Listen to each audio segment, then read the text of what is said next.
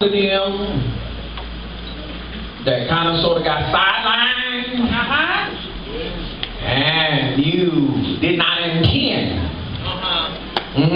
Be careful, because I got my babies in the house. I ain't talking to you from that perspective.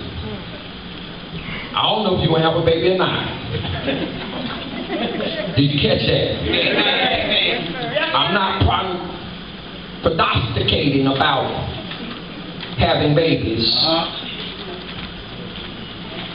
when you're trying to create the physical.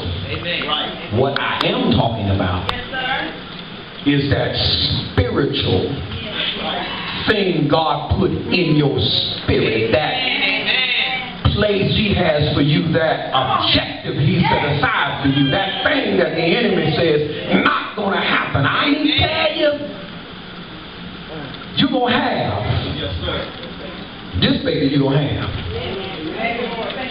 Can I share with you? Life in and of itself is filled with obstacles by its very nature.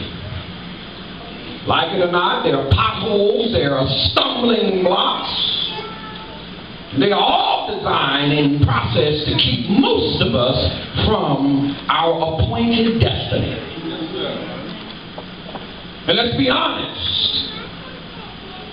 many of us grow old and tired with the struggle. You're tired of trying to reach what God has said. And if you be honest with yourself, you get so tired you quit. God heard you, but it ain't looking right. But Pastor, I came by, I stopped by World Restoration to tell you that they can encourage your heart. Keep fighting, don't give up. Why? Because God's power impregnated you with this vision. He impregnated you not only with vision, but with purpose. You're going to have that baby. God promises. Use God's power, and God's power we use to complete God's purpose for our lives. God's promise. Yes. The 18th chapter, God has reminded Abraham of his promise. He said, Abraham, you're going to be the father of many nations. But y'all know the story. Y'all know Abraham suffered from many challenges, issues, and circumstances, stuff that got in the way. My brothers and my sisters, when God issues a promise, we must learn to expect things to happen long before they transpire. In fact, when God gives you a promise, you need to learn how to make room for the promise long before you see it. You need to learn how to make preparation. You need to learn how to get the room ready. You got to know that you're going to be going through some changes.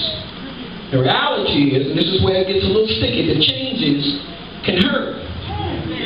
Sisters, the brethren, we don't experience no hurt. Am I right, brethren? Other than all that other stuff go with it.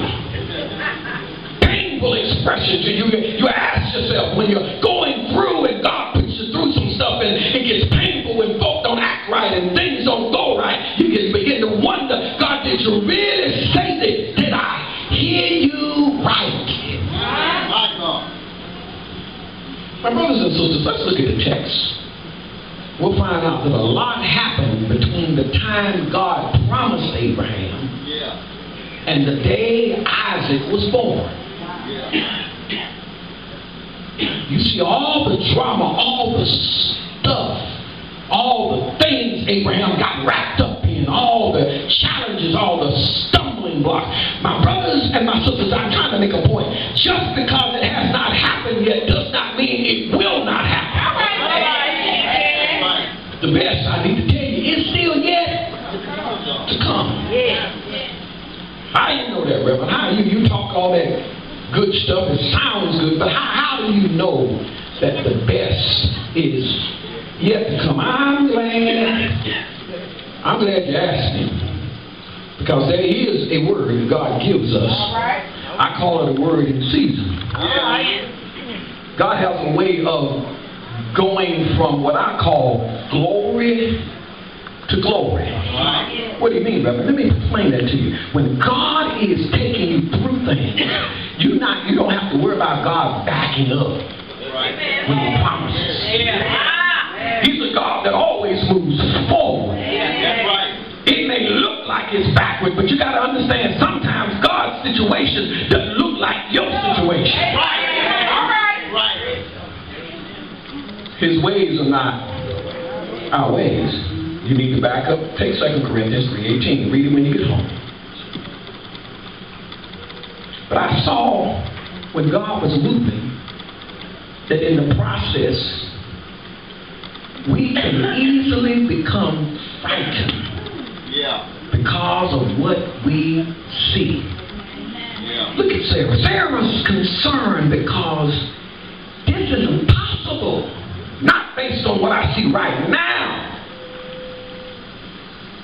Sometimes it's hard to believe what you just read. Hard to believe what God just said. No way that it's going to happen. At least not for me. Look at me. I'm not worthy. Look at me. Look at all that I've been through. Look at all that I've had to deal with. There's no way in the world God's going to use me. Look where I come from. Look what school I graduated from. God can't use me for that.